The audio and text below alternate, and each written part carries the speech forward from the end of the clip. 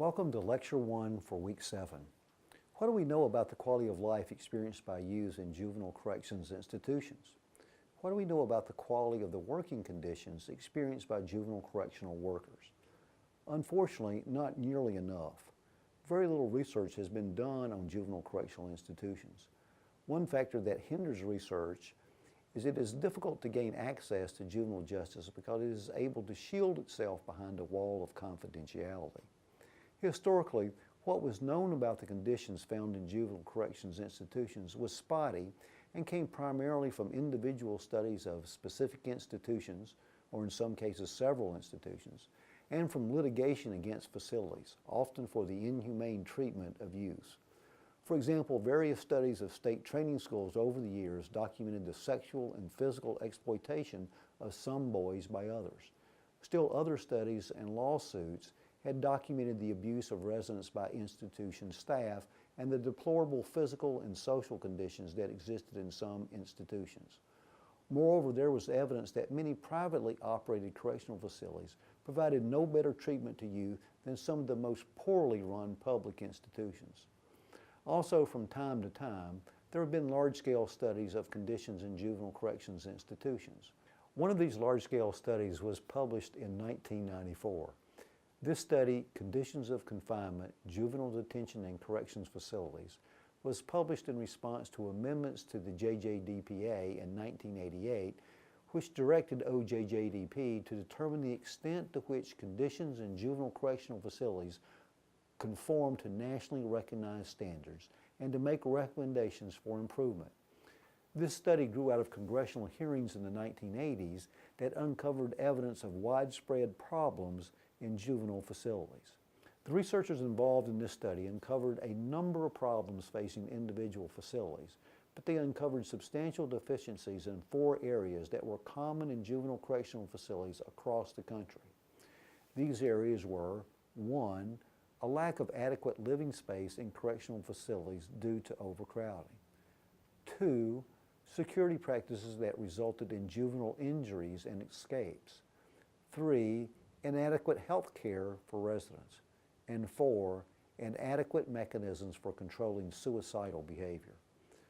Another significant problem that had been documented in some institutions was increasing racial tension that accompanied the growth in the number of minority youths being placed in many institutions.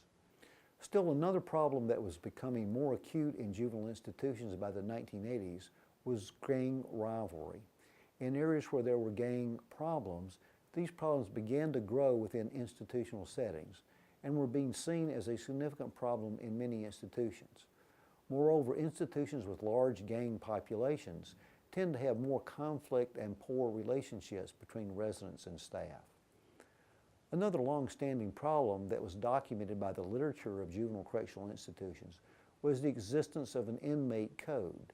The inmate code represents a set of peer norms which run counter to institutional objectives. The existence of an inmate code can be a very significant problem because it encourages opposition to institutional goals and objectives. For example, the inmate code might stress not ratting on peers, not getting involved in other people's business, and not buying into the people changing. These inmate norms can be contrary to institutional objectives which ask youth to take responsibility for themselves and others, inform staff of rule violations, and commit themselves to rehabilitative treatment such as individual and group counseling. In a more recent study of youth in residential placement published in 2010, a number of other issues were noted in juvenile facilities. For example, the study found that many institutions held youth representing a wide range of ages. This raises issues related to developmentally appropriate programming. When institutions house populations with a wide age range, it may make it more difficult to implement developmentally appropriate programming. Also, housing younger and older youths together may subject younger juveniles to more hardened offenders, which is an impediment to treatment, and it increases the risk of physical and psychological abuse. Another problem that was evident was a disproportionate number of racial minorities in juvenile institutions. Also, the research found that less serious offenders were often mixed with more serious offenders. Again, this can be an impediment to treatment. It places less serious offenders at risk of physical and psychological abuse and exposes less serious offenders to inappropriate peer models. Several other findings related to external connections and advocacy were also noted. For instance, more than 1/4 of youths residing in institutional facilities were placed a considerable distance from their families, which made family contact and family-based treatment difficult, if not impossible. And the research found that less than half of juveniles in correctional facilities and only 50% of those in detention facilities had an attorney. Serious lapses in safety procedures were also found. For example, only 22% of the residents knew what to do in a fire emergency in their facility, and about 1/3 reported that they were fearful of attack. Also, 1 in 4 residents indicated that they were afraid of attack by other residents, and more than 1 in 5 youths indicated that they were afraid of an attack by staff. The research also revealed problems in staff-resident relationships and youth's perception of their treatment. Some 43% of the residents reported poor relationships with correctional staff. A majority of youths believed that institutional punishments are unfair, and more than 1/3 indicated that staff used excessive force. Further, 1/3 of youths in custody lacked faith in the grievance process in their facility. They either did not know how to file a complaint or they were afraid of retribution if they filed a grievance. These are important findings because relationships between youths and correctional staff are a critical component of effective programs. It should also be noted that more than 1/3, about 35%, of youth in institutional placements indicated that they had been placed in solitary confinement, and more than 1/4, 28%, reported that they had been subjected to some type of restraint.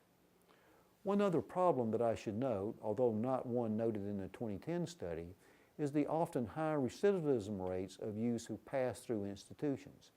Various studies that have looked at recidivism rates among youth placed in institutional settings is that the recidivism is between about 52% and 75%. Of course, problems such as aggressive behavior, attempts to manipulate and exploit others, resistance to treatment, escape attempts, and suicidal behaviors are problems which any correctional facility can experience. After all, many youth are placed in institutional corrections because they have learned to use violence and intimidation to get what they want, and they have very little regard for the rights and feelings of others. In fact, being concerned about others is viewed as a sign of weakness in some communities. However, we need to keep in mind that most youths in institutions are not violent, so the extent to which violence and exploitation are found in institutions is influenced to a considerable degree by the institution itself. All of us make adaptations to various institutional settings. Consider the adaptations that you've made to your families, to schools, to peer groups, to the jobs you have had or have presently. Some types of institutions, however, require more adaptations than others. For example, total institutions such as the military, jails, prisons, mental hospitals, and juvenile correctional facilities exert considerable control over those within these institutions and require members to make a number of adaptations.